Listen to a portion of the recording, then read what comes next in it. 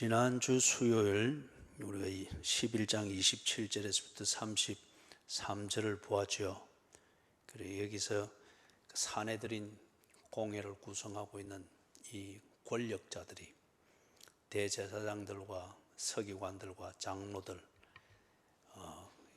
사내들인 공회를 구성하고 있는 그 용원들입니다. 이들이 그 권력을 가지고서 예수님을 찾아와서 시비를 걸었죠. 다른 사람들이 볼 때는 그렇게 추하고 무식하게 보이지 않도록 아주 매너 있게, 그리고 고상한 질문으로, 그리고 이 종교 지도자들이니까 신비감을 잃지 않는 그런 폼을 잡으면서 예수님께 질문을 했는데, 그런데 이것을 아는 예수님이 딱 그 질문을 들을 때는 이것처럼 사악한 게 없는 겁니다. 사악한 게 없는 거예요. 그래서 예수님께서 그걸 소위 우리 씨름 용어로 하면 엎어치기 한 거죠. 엎어치기를 한 거예요. 그래서 예수가 자신이 하나님의 아들이고 하나님이 보낸 메시아다, 맞는 말이죠. 선포해야 될 복음의 핵심이죠. 그런데 이걸 예수의 입으로 말하면은 그들이 그대로 올가미를 건단 말이에요. 그러니까 지혜에 뛰어나신 예수께서 그들의 입으로 말할 수밖에 없는 질문을 던진 겁니다. 그들의 입으로 말할 수밖에 없는 그 질문을 던진 겁니다. 그러니까 그 사람들이 그걸 자기의 입으로 말하기에는 그렇게 인정하지도 않지만은 그 질문에 대해서 대답을 하려면은 당신이 하나님의 아들이다 이 표현을 하든지 아니면은 아니다 라고 하든지, 이 완전히 딱 걸려버린 거죠. 그러니까 이 사람들이 그렇게 폼을 고상하게 잡고 지식인인 척, 그리고 아주 신비로운 종교 지도자인 척 그러면서 점잖게 다가왔다가 아주 이 질문 앞에서 아주 볼성사납게 그렇게 꼬리를 내려버렸죠.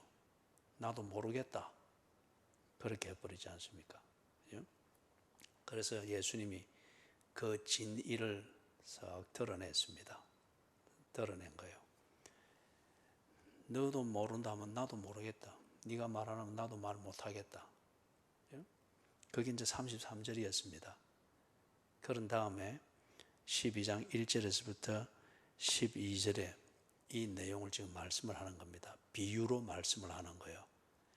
직접적인 표현으로 말하면은 옳은 말이고 복음을 선포하는 것이지만은, 그러나 이 하잘것없는 이 교권주의자들, 그리고 그들의 욕구를 채우기 위해서 보잘것없는 이 함정 하나 만드는 이것 앞에서 예수님이 목숨을 걸면서 그럴 정도가 아니니까, 그럴 정도가 아니니까, 또 아직은 예수님이 더 많은 복음을 증거해야 되고 그 일들이 아직도 며칠이 남아 있으니까 이 하잘것 없는 것들 앞에서 예수님께서 그 모든 권세를 드러내면서 그럴 것 아니니까, 그죠?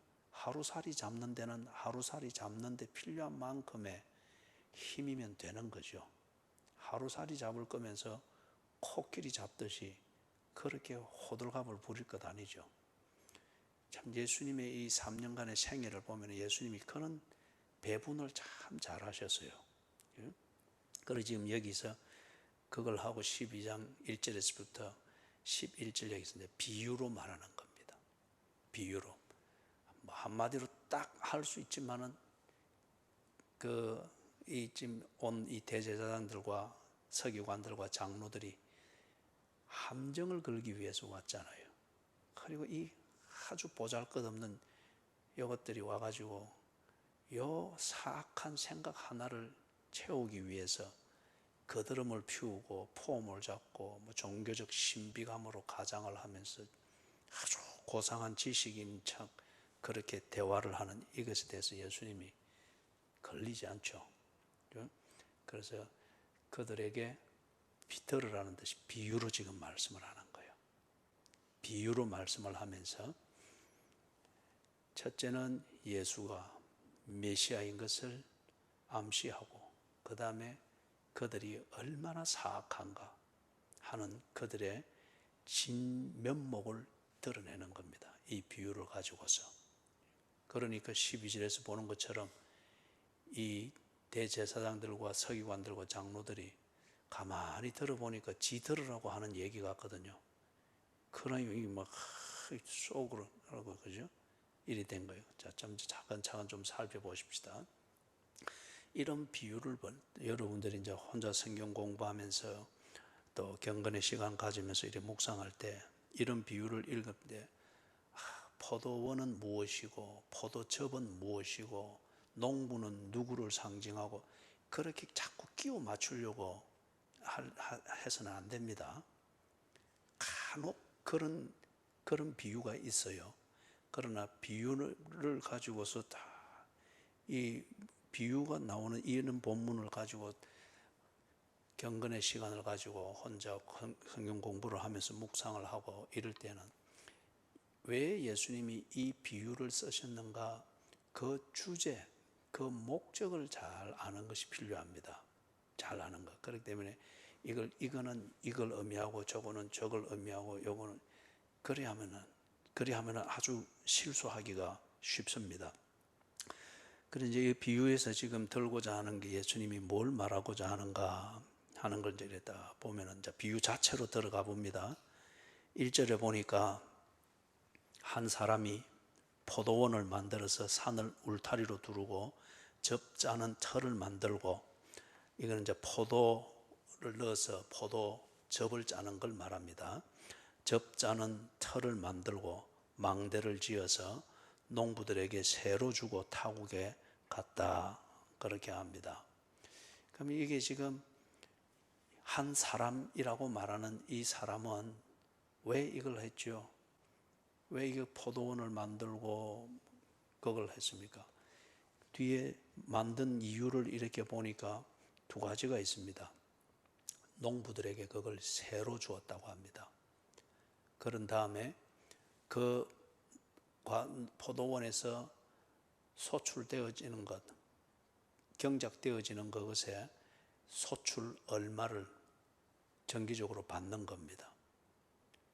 뭐 이건 당연히 있을 수 있는 거겠죠, 그죠? 그런데 거기에 다 숨어 있는 게 뭡니까? 이 사람은 이렇게 하는 걸 통해서 자기는 자기의 삶의 기쁨을 누리겠다는 겁니다. 삶의 기쁨을 누리겠다는 거예요.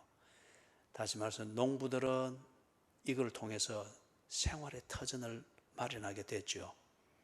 그 다음에 그렇게 생활의 터전을 마련해서 그렇게 농사를 짓고 포도를 수확하고 이렇게 해서 생활 터전을 마련해서 그렇게 사는 것, 이게 이 사람이 그걸 보면서 그렇게 나누는, 이게 그의 기쁨이 된다고 믿는 거예요. 두 번째는 그들이 경작해서 얻는 것, 그것 중에서 자기가 소유권이 있으니까 그것에 합당하도록 소출 얼마를 받아서 자기의 경제적인 생활도 유지를 하고 이리 하는 이 자체에 대해서도 그게 그 사람에게 기쁨이 되니까 그렇게 한다는 겁니다. 그러면은 지금 이 사람이 포도원을 만들어서 농부들에게 경작할 그걸 주고 이리 하는 것, 이거는 자신의 기쁨을 위해서입니다. 그런데 기쁨을 위해서인데 악한 방식으로 지금 기쁨을 누리려고 하는 것 아니죠. 그죠? 농부들이 생활의 터전을 마련해서 하루하루 정상적인 생활을 하는 것 보는 것, 이게 그의 기쁨이고, 그 다음에 그들이 얻은 것에 대해서 자신의 소유권을 인정해 주고 자기와의 관계를 인정해서 정해진 대로 소출을 말을 딱 정기적으로 주는 것, 이걸 받는 것이 이 사람의 기쁨입니다. 그러면은 이걸 다른 말로 정리를 해보면 어떤 거죠? 이 사람이 원하는 것은 뭔가? 지금 이 사람이 나이가 얼마나 된지는 모르지만은 이 즈음에 이 사람이 사는 재미, 살아가는 재미, 기쁜 날들, 이걸 어떻게 하면 가질까? 그래서 생각해서 자기가 가지고 있는 재산, 그리고 자기의 주변에 있는 그런 관계에 있는 사람들, 이런 것을 보면서 이리 하면 내가 참 기쁘겠구나. 이러면은 내가 이 나이에 하루하루 사는 것에 보람이 있고 기쁨이 있겠구나. 그게 그래 뭡니까? 교제를 원하는 겁니다. 교제. 그죠? 정말 자기가 뭔가 의미를 알고 보람을 느낄 수 있는 이런 교제가 있으면 좋겠다. 포도원을 투자했습니다. 그리고 이 포도원을 생활 터전이 변변찮은 농부들에게 새로 주었습니다. 그죠? 그게 그 사람의 기쁨이에요. 참 그런 교제가 되니까 그 다음에 거기서 얻는 것의 소출의 얼마를 자기는 받는 겁니다. 이게 자기 경제적인 도움도 되겠지만은 그들과의 분명한 교제의 상징이 되지 않습니까? 교제를 원하는 것 같으면은 그 교제에 합당한 관계가 맺어져야 됩니다. 관계를 맺지 아니하고 교제를 하는 것, 이거는 게 이제 바람 피우는 것이고 한눈 파는 것이고 그런 거잖아요. 그죠? 이 관계가 없이 재산을 공유하고자 하는, 그 교제를 하고자 하는 그런 사람 보고 뭐라 합니까? 도둑놈이라 그렇게 말하는 거죠. 그래서 이런 교제를 원하면은 이 교제를 할 수 있는 관계를 만드는 겁니다. 그래서 이 사람은 포도원을 투자해서 포도원을 만들고 거기에 교제를 하고 싶은 이 사람들, 농부들을 거기에서 경작을 하며 살 수 있도록 한 거예요. 관계를 만드는 겁니다. 그리고 그 관계 안에서 농부들은 그들의 일상생활을 평온하게 하는 것, 이것을 보는 즐거움을 이 사람은 누리고, 그리고 그들이 경작한 것에 소출 얼마를 받을 이 주고받음, 이 교제를 통해서 기쁨을 누리고자 하는 거예요. 그 다음에 거기 보니까 이제 때가 돼서 이 소출을 받기 위하여서 자기 종을 보냈다 그랬죠. 종을 보내는데 거듭 보냅니다. 그죠? 2절에 보내고 또 그거 태자 맞으니까 4절에 보내고 그것도 태자 맞으니까 5절에 보내고 그리고 5절 그 뒤에도 보내고 많은 종들, 그 외에도 많은 종들을 보냈다고 합니다. 이게 뭘 말하는 거겠습니까? 앞에서 보았던 것처럼 이 포도원 주인이 정말 하고자 하는 것은 교제입니다. 기쁨이 되는, 자기의 삶의 기쁨이 되는, 이걸 위해서 교제를 하기 원하고 이 교제를 위하여서 그는 이런 거래를 만든 거예요. 그렇기 때문에 이 사람에 있어서는 거래 자체가 목적이 아니고 돈을 버는 것 이 자체가 목적이 아니고 자기 인생의 보람과 기쁨을 위하여서 교제를 하는데 이 교제의 수단으로서 거래하는 이 관계를 만든 겁니다. 그래서 이 교제의 일환으로서 자기가 해야 될 것, 그것은 이제 소출을 받는 이걸 위해서 종을 보낸 겁니다. 그러면 이 종을 보냈다고 하는 것은 이 포도원에서 지금 경작을 부쳐 먹고 있는 이 농부들에게는 어떤 의미가 있는 거예요? 주인이 보낸 종이 나타나면은 그들은 당연히 주인의 임재를 기억해야 합니다. 이게 우리 것이 아니고 이 주인의 참 후덕함과 그리고 우리와 교제하고 싶어 하는 그 은혜로 인해서 우리가 이렇게 있지, 1년 내에 잊고 있었더라도 종이 왔을 때는 이것을 기억할 수 있어야 됩니다.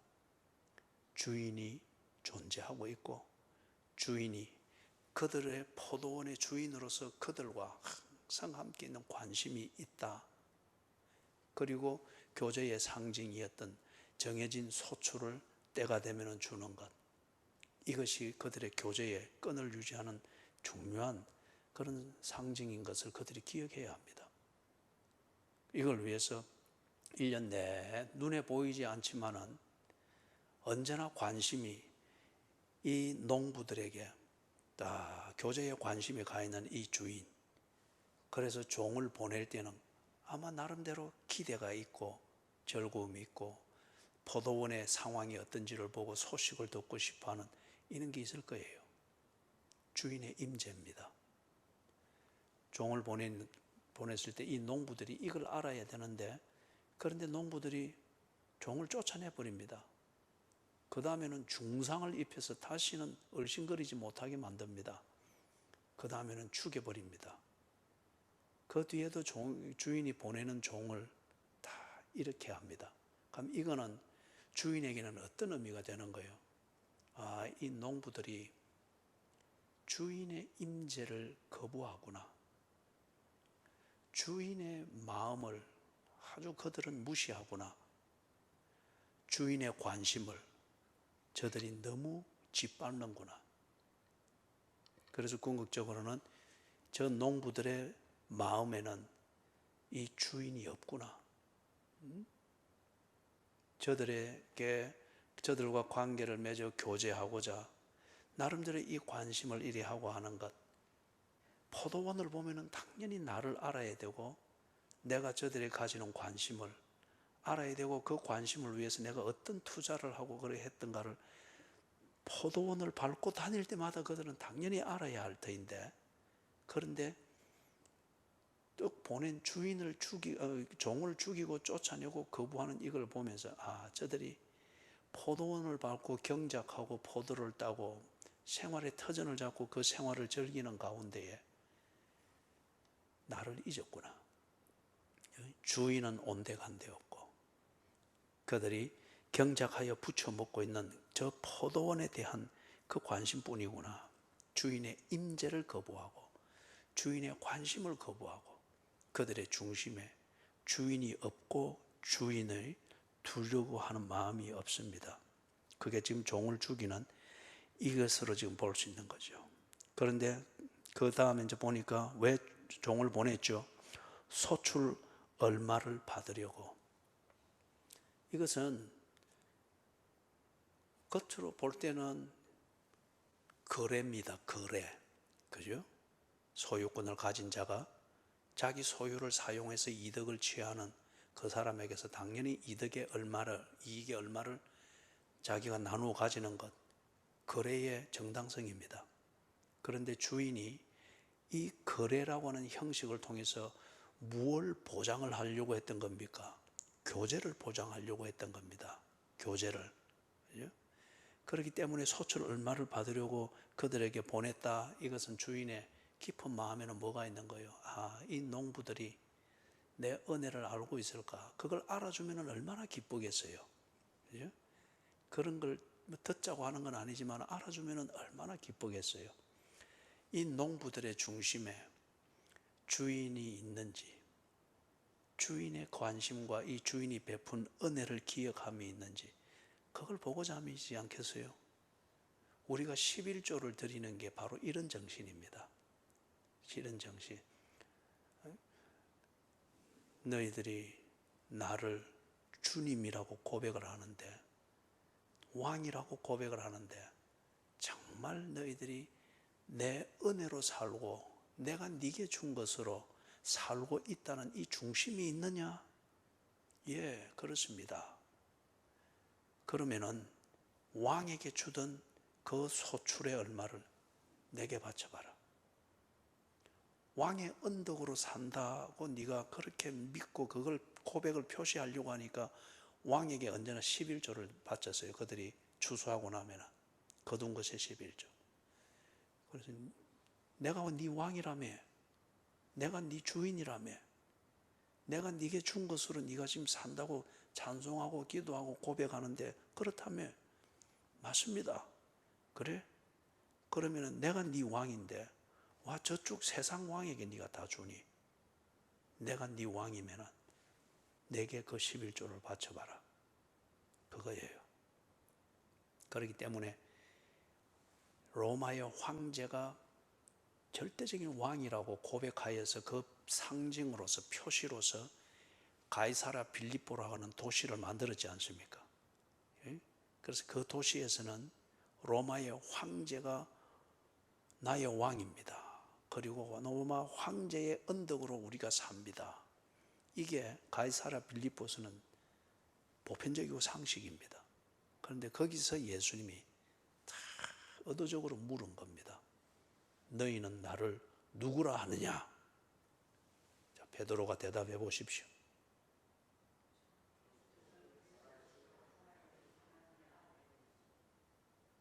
어찌 대답하는 목소리가 그런 분위기로 대답하는 것도 없고 누가 그 진정성을 인정하겠습니까? 꼭 병원에서 그 수액 맞다가 중간에 도망 나온 사람은 이야기하듯이 다시 너희는 나를 누구라 하느냐?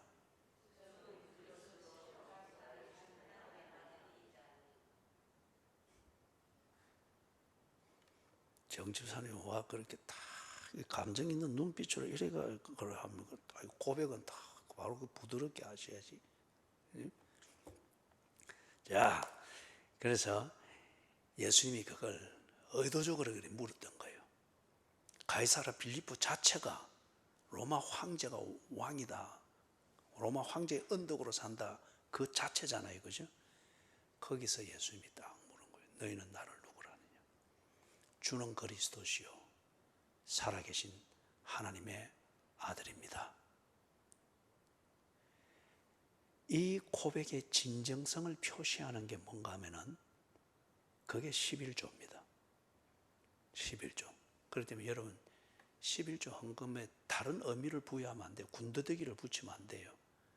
고백의 정표입니다. 고백의 진정성의 정표. 그런 의미에서 볼 때 이 11조 신앙은 아주 이거는 중요한 거예요. 11조 신앙. 그냥 복 받기 위해서 복채 내듯이 하는 것, 그거는 아무 의미가 없고 그런 11조는 할 필요가 없어요. 예수님이 나의 주인이시다. 하나님의 은혜로 산다. 길을 갈 때 이 길을 하나님이 내게 주셨다. 햇빛이 쏟아질 때 오늘 하루 일과에 필요한 눈물지 않도록 내 길을 비춰주신다. 밥상에 앉을 때 다음 일과를 위해서 지친 내게 물과 떡을 주듯 먹여주시는구나. 모든 게 하나님의 은혜는. 다윗이 세건이 들었을 때 그 고백을 했잖아요. 역대하 29장에서. 역대상 29장입니까? 모든 것이 주께로 왔으니 내가 주께 받은 것으로 드릴 뿐이니이다. 자, 그래서 여기 지금 주인이 소출을 받으러 보냈다. 형식은 거래, 그리고 이 거래를 가지고서 교제를 다 탄탄하게 묶어놨는데, 그러면 그 본심이 뭡니까? 농부들, 당신들이 정말 나를 기억하고 있습니까? 당신들이 정말 내가 베푼 이것으로서 살고 있다는 이걸 인정을 하고 있습니까? 이걸 확인하는 그 기쁨을 누리기 위해서예요. 그죠? 그런데 농부들이 소출을 안 주겠다, 그거 버티는 그 정도가 아니고 받으러 온 종을 자체를 죽여버렸죠. 그런 다음에 또 나오는 요소가 뭡니까? 사랑하는 아들을 보낸다. 그가 사랑하는 아들이라. 최후로 이를 보내며 이르되 내 아들은 존대하리라. 그렇기 때문에 여기서 지금 이 주인의 마음이 확 드러나죠. 주인은 정말 그들이 자기를 존대해 주기를 원하는 거예요. 그게 그냥 장기 계약해서 거기서 붙여 묶고 하는 이걸 보장받기 위해서 공치사에 사는 이게 아니고, 그죠? 정말 주인이 삶의 보람과 기쁨, 이걸 위해서 그들과 이런 관계에서 교제하기를 원하는 거잖아요. 그죠? 이 면에서 주인의 사심 없는 그걸 인정해주고, 그리고 그의 이 언덕으로 우리가 이런 생활 터전을 마련해서 이렇게 참 살고 있고, 어떤 이런 것들을 중심으로 인정을 해주는 것, 그리고 정해진 그걸 따라서 교제, 인격적 교제를 해주는, 이게 그를 존대해 주는 것이고 주인은 이걸 원하는 거예요. 그런 의미에서 이 참 존대를 받는 것, 이걸 원하는 겁니다. 그런데 종도를 다 죽여버렸고 소출을 주는 이것 자체도 그들이 거부를 한단 말이에요. 그래서 자기 아들을 보냈습니다. 자기 아들을 보내면은, 그러면 이거는 아들을 보낸다. 종들을 보낼 때에 이 농부들이 뭘 알아주기를 원했다는 거예요? 주인의 임재를 알아주기를 원하는 거예요. 그죠? 네 눈에 안 보인다고 해서 주인이 없는 게 아니고, 또 네 눈에 안 보인다고 해서 주인이 관심이 없는 게 아니다. 종이 탁 나타날 때에, 그렇지, 우리에게 이 생활 터전을 마련해 준 주인이 있지. 그리고 주인의 관심 속에서 우리가 살고 있지. 그걸 알아라는 거죠. 그런데 종을 주겠다. 그러면은 이 주인의 생각에 내 아들은 손을 못 대겠지. 아들을 보냈습니다. 그럼 이 농부들이 그들이 알고 있는 이 주인의 아들을 보았을 때, 그때는 어떻게 되는 거예요? 종을 볼 때는 종이 만만해서, 또는 종은 주인하고 뭐 좀 거리가 멀 수 있다, 종에 대한 이 선입관을 가지고서 혹 그렇게 한다 할지라도, 아들을 볼 때는 이 아들을 보면서 아들의 아버지인 주인이 없다고 말할 수가 없잖아요. 이 아들을 보면서 아들을 보낸 주인, 아들의 아버지인 주인이 없다고 말할 수가 없잖아요. 그렇기 때문에 아들을 딱 보면은 정말 주인을 생각을 해야죠. 아들의 아버지를 정말 생각하고 무시할 수가 없죠. 아들을 보면서 그의 아버지가 존재하지 않는다고 결코 무시할 수가 없단 말이에요. 그럼 이거는 마가복음에서 계속 예수님이 보여주고, 처음에 딱 예수님이 1장에서 시작할 때 당신을 공적으로 드러낼 때 그분의 설교가 뭐였습니까? 그분의 설교가 뭐였습니까?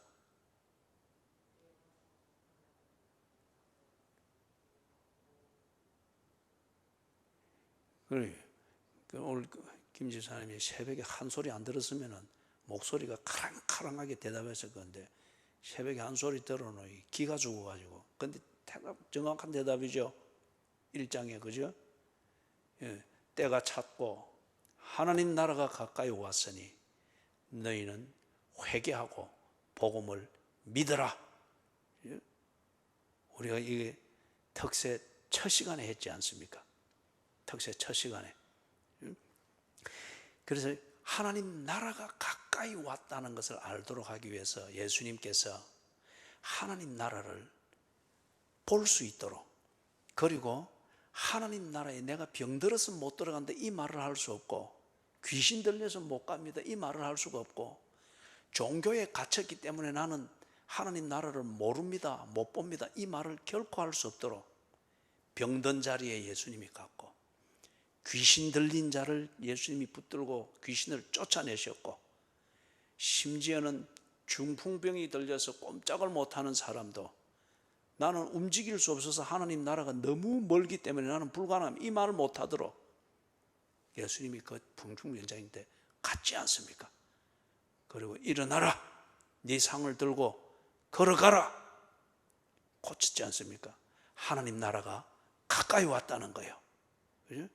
어떤 장애물도, 어떤 이유도, 어떤 환경도, 어떤 변명도 하나님 나라를 보지 못하거나 볼지라도 하나님 나라에 가지 못할 정도로 멀리 거리를 두는 것을 만들 수 없도록 예수께서 하나님 나라를 그 앞에 가지고 간 거예요.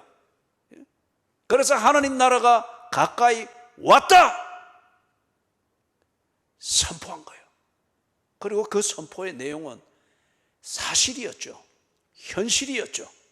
병자도 못 배운 자도 새벽까지 나가서 밤늦도록 일해야 벌어먹고 사는 그러한 노동자도, 그리고 사회에서 버림받은 죄인도, 그리고 사회로부터 버림받은 그 치명적인 병을 가지고 있는 여인도, 자기의 처지 때문에 하나님 나라를 못 보거나 갈 수 없다 이런 종교가 아니라, 하나님 나라가는 네가 지금 한 걸음의 결심을 하는 여기에 달렸다 딱 앞에 가지고 간 거예요. 하나님 나라가 가까이 왔다. 그렇기 때문에 지금 이걸 예수님께서 이 비유로 적나라하게 다 보여주죠. 이 농부들이 이 아들을 볼 때에 정신이 바로 되어 있는 이 농부들인 것 같으면은, 아이고, 주인이 아직 살아있네. 주인이 지금 우리와 함께하고 있네. 주인이 이 포도원에 있네. 왜 그렇죠? 그 아들이 지금 여기 와 있잖아요. 아들이 내 눈앞에 있는데 이 아들의 아버지가 없다고 말을 할 수가 있어요? 아들을 보낸 아버지가 있는데 그 아들이 지금 바로 우리 눈앞에 있고 바로 우리 발 앞에 있는데 이 아들을 보낸 아버지의 마음이 우리로부터 아주 멀리 있다 이리 말할 수 있어요? 없잖아요. 이 아들이 이 포도원의 소출을 받기 위해서 갔다. 아버지가 이것 보냈다. 이 주인인, 이 아들의 아버지인 주인의 관심, 주인의 교제, 주인의 임재가 여전히 농부들 너희 가까이 있다. 너희 가운데 있다. 이걸 분명히 알게 하는 거란 말이에요. 그런데 이 사람들이 어떻게 합니까? 이 아들에 대해서 아들을 보면서 이 주인의 임재와 주인이 살아있고 그 다음에 이 관심이 우리와 가까이 있구나 이걸 생각하고 할 겨를이 그 자체가 의식이 없습니다. 감각이 없습니다. 그래서 그 뒤에 보니까 7절 8절에 그들이 언론하는 게 있죠. 서로 말하되 이는 상속자니 자 죽이자. 그러면은 어떻게 된다고요? 그 유산이 우리 것이 되리라. 이에 잡아 죽여 포도원 밖에 내던졌느니라. 왜 이 사람들이 아들을 제대로 보지를 못했죠? 그리고 아들을 보기는 보되 아들이 그들을 찾아왔고 그들 바로 앞에 있다고 하는 이 아들의 존재, 이 의미를 상식선에서도 생각할 수 있는데 왜 이 상식조차도 가지지 못할 정도로 이들이 이렇게 뒤틀려져 버렸죠? 그들의 관심이 지금 재산을 소유하는 것에 꽂혀 있습니다. 재산을 소유하고 그 다음에 자기들이 그 포도원의 주인이 되는 것, 여기에 모든 관심이 집중이 되어 있기 때문에 다른 어떤 것도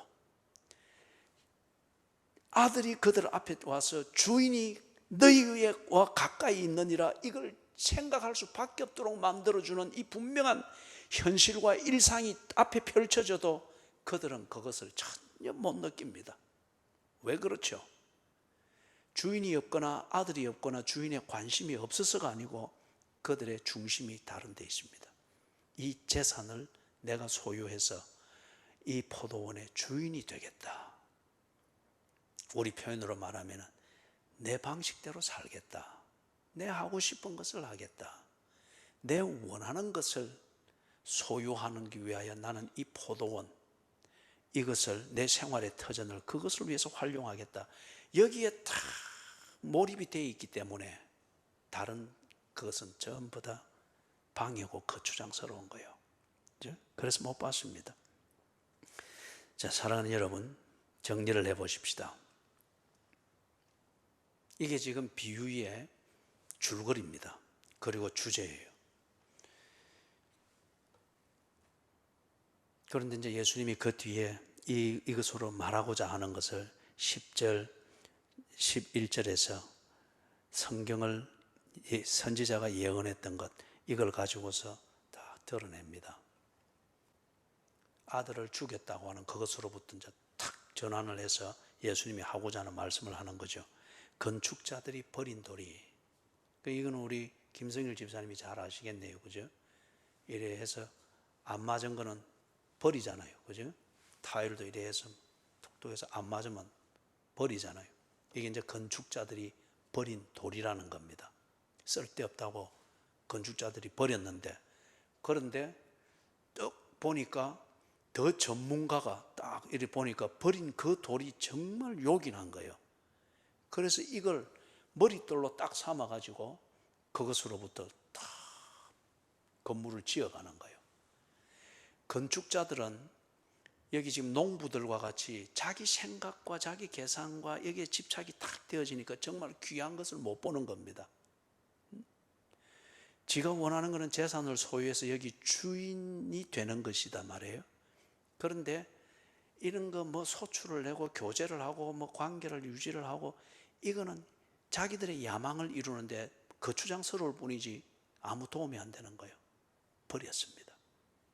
그런데 그 버린 돌이라고 하는 이게 정말 그 주인과의 교제, 주인과의 관계를 지키는 것, 이게 정말 그들의 삶의 터전을 보장해주고 삶을 보장해주는 이것을 그들이 못 본 거예요. 버렸습니다. 그런데 그들이 버린 그 돌이 정말 중요한 것이다. 그래서 이것이 모퉁이의 머릿돌이 돼가지고 쫙 그걸 통해서 건물이 지어지는 이걸 비유로 옛날에 선지자가 예언을 한 거예요. 그래서 지금 이걸 딱 듣고 난 뒤에 12절에 이 사람들이 12절 같이 한번 읽어보십시다. 그들이 예수의 이 비유가 자기들을 가리켜 말씀하심인 줄 알고 잡고자 하되 무리를 두려워하여 예수를 두고 가니라. 딱 들어보니까 자기들 들으라고 하는 얘기거든요. 앞에 11장 33절에서도 예수님이 탁 퉁을 놨지 않습니까? 그러면서 이 비유를 하니까 이게 딱 자기들 들으라고 하는 말인 거예요. 그러니까 이 말이 맞습니다. 도둑놈 제발 지린다고. 이 말을 듣고 이 비유를 듣고 있는 사람들이 주변에 얼마나 많았어요. 그들에게는 지금 이 12절과 같은 소위 말해서 상처받음 이게 없습니다. 그런데 이 당사자니까 대화는 딱 알아듣는 거예요. 예? 여러분, 이것을 통해서 예수님께서 이 사내들인 공회원들 그리고 교권자들에게 이 비유를 다 했단 말이에요. 이렇게 하면은 왜 이 12절 같이 이 사람들이 이렇게 막 붕괴하고 속으로 지금 불이 났단 말이에요. 왜 그렇습니까? 결국에는 이제 요 뒤에 얼마 안 가서 한 3일 뒤에 예수님이 말한 이대로 그리고 예를 들었던 선지자들의 이 말대로 그대로 이루어지잖아요. 바로 이 사람들이 12절에서 붕괴하고 있는 이 사람들이 예수를 죽입니다. 예수를 죽입니다. 그런데 죽임을 당한 예수입니다. 그러나 그걸 통해서 하나님의 약속이 완성되어집니다. 하나님의 나라가 완성되어집니다. 건축자들, 이 교권주의자들이 자기들의 이득을 지키기 위해서 예수가 아주 몹쓸 그런 돌조각처럼 여겨서 버렸는데 예수의 십자가의 죽으심을 통하여서 죄 덩어리들이 정리가 되어져서 예수를 머릿돌로 하여서 다 아름다운 하나님 나라로 지어지는 이게 시작이 되어집니다. 뭘 말하는 거예요? 예수께서 여기서 지금 선지자의 글을 인용해서 하는 말이 농부들이 은혜를 잊어버리고 자기들에게 생활 터전으로 준 이걸 그들이 소유해서 그들이 주인이 되고자 그들은 그걸 성취하는 데 필요한 살인과 거짓과 배신 그것을 이룰 수 있다면 그 모든 걸 다 했습니다. 그 결과 주인의 모든 것이 다 잃어지는 것 같고 없어지는 것 같습니다. 그죠? 버린 돌처럼. 그런데 결과는 뭡니까? 예수님이 인용한 이것을 보면 하나님의 나라는 세워집니다. 주인의 포도원은 세워집니다. 이걸 중간에서 갈취해 먹으려고 했던 은혜를 저버린 이 농부들은 버림을 받습니다. 그것처럼 이 교권주의자들이 자기들의 기득권을 지키기 위하여서 하나님이 하시는 그 일이 내게 거추장스럽고 내게 도움이 안 된다 여겨서 하나님의 아들인 예수가 왔으나 성경대로 왔단 말이에요. 그가 왔으나 이 교권주의자들은 자기들의 기득권을 잃지 않고 그 기득권을 지키기 위하여서 아들을 죽여버립니다. 하나님의 아들이라고 하는 이게 공표되었지 않습니까? 마가복음 1장에서 세례받고 올라오실 때에 하늘에서 소리 있어 가로되 이는 내 사랑하는 자요 내 기뻐하는 자니라. 너희는 그의 말을 들을지니라. 하나님의 아들인 것이 공표되었지 않습니까? 그리고 하나님의 아들이 아니면 할 수 없는 일들을 이 악한 사람들 눈앞에서 계속해서 보게 했지 않습니까? 하나님이 아니면 할 수 없는 것, 귀신을 통치하시고 자연을 통치하시고 죽은 자를 살리시고 병에 억눌린 자를 자유케 하시고 죄에 억눌린 자에게 평화를 주셨지 않습니까? 하나님이 아니면 할 수 없는 일이었거든요. 이렇게 하면서 그가 하나님의 아들인 것을 보여주시고 그 아들이 그들 눈앞에 있으면서 하나님 나라가 가까이 왔다고 하는 것, 하나님이 약속했던 하나님 나라, 바로 그 나라가 이제 가까이 왔다고 하는 이것을 보여줌에도 불구하고, 들려줌에도 불구하고 이 교권주의자들은 들을 정신이 없고 의식이 없습니다. 왜?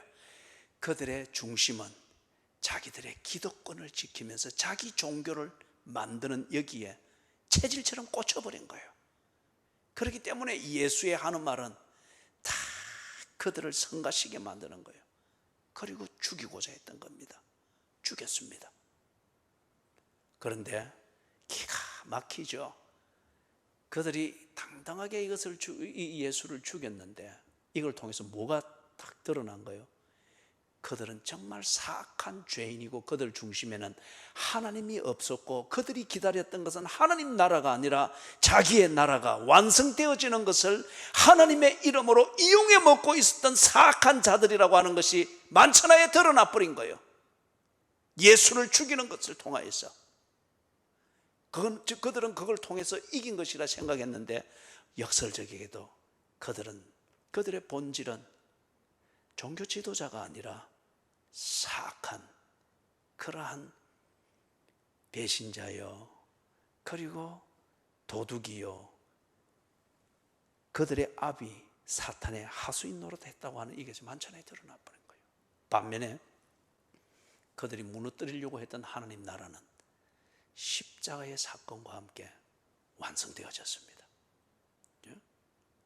건축자들의 버린 돌과 같은 이 십자가, 그러나 이것은 모퉁이의 머릿돌이 됐습니다. 그리고 사람들이 죄로부터 벗어나면서 예수 그리스도와 하나로 에베소서에서 말하는 것처럼 지어져 가면서 하나님의 기쁨이 되는 그런 아름다운 성전으로 세워져 갔죠. 예? 말씀을 정리를 하면 이렇습니다. 여러분, 여기 포도원 주인이 그의 기쁨, 이걸 위해서 교제하기를 원했단 말이에요. 이걸 위하여서 여러 가지로 여러분 개개인에게 접근하고 그리고 주인을 알아주기를 그렇게 접근하고 교제의 끈을 만들려고 많은 애를 쓰는 게 있을 거예요. 교회 생활, 성경, 기도, 그리고 때로는 교회에서 하는 간섭, 때로 한 소리씩 듣기도 하면서 때로는 위로를 받기도 하면서, 때로는 여러분의 양심을 통해서 성령님이 깨닫게 하시고 말하고 도전하는 바들도 있겠죠. 그런데 교인들이 다른 것에 꽂혀 있어요. 몸은 하나님이 주신 포도원과 같은 교회 생활이라고 하는 것에 있지만은 그걸 하면서 안락을 누리는 가운데에 어느 때부터인가 체질이 다른 데에 딱 꽂혀버렸어요. 재물을 소유하고 내가 주인이 되겠다고 하는 이것에 꽂혀버리다 뭔가 자기의 그 관심이 딱 꽂혀버립니다. 그렇기 때문에 하나님께서 보내시는 그 모든 종들과 같은 그것을 다 죽여버리고 없애버리고 무시해버리고 바빠서 안 된다, 아파서 안 된다, 나는 이거 해서 안 된다, 그리고 관심이 없으니까 그런 게 한두 번 되면은 귀찮아서 막 빙빙 돌아섰고 그래 한단 말이에요. 그런데 언제나 보면은 여러분 앞에 예수 그리스도의 복음을 탁탁 눈앞에 들이대는 성령님의 그 집요함이 있습니다. 그런데 오늘날 교인들이 얼마나 모질어졌는가 하면은 이 예수를 없애버리려고 합니다. 이 복음을 듣지 아니하려고 합니다. 복만 말해라, 용서만 말해라, 사랑만 말해라, 하나님이 길이 참으시는 것만 말해라. 무슨 내 죄를 들여다 보여주는 십자가를 말하고 회개를 말하고 그건 하지 마라. 하루 종일 피곤하니까 그런 거 하지 마라. 복음을 뒤틀어 버립니다. 예수를 거부합니다. 입술은 예수 예수 하지만은 실제로는 예수를 거부합니다. 여기 지금 이 대제사장들과 서기관들과 장로들과 똑같은 거잖아요. 그죠? 그래 해서 내 속에 품고 있는 것, 그걸 이루기 위하여서 교회 생활도 뒤틀어버리고 심지어는 다 내 양심 그 눈앞에 딱 들이대 보여주는 예수 그리스도의 십자가, 그분의 복음, 이것을 안 본 척 외면하려고 그렇게 합니다. 그리고 지 하고자 하는 대로요. 명심해야 됩니다. 그러한 당신은 무너집니다. 내가 참 보잘것없는 사악한 인간이었구나, 이것만 만천하에 드러나면서 무너집니다. 무시했던 그 복음은 여전히 왕성해질 것입니다. 시편 127편 1절 같이 외우고 마칩니다. 못 외우면 또 시간이 길어지겠죠. 이걸 또 알게 해야 되니까 127편 1절 시작.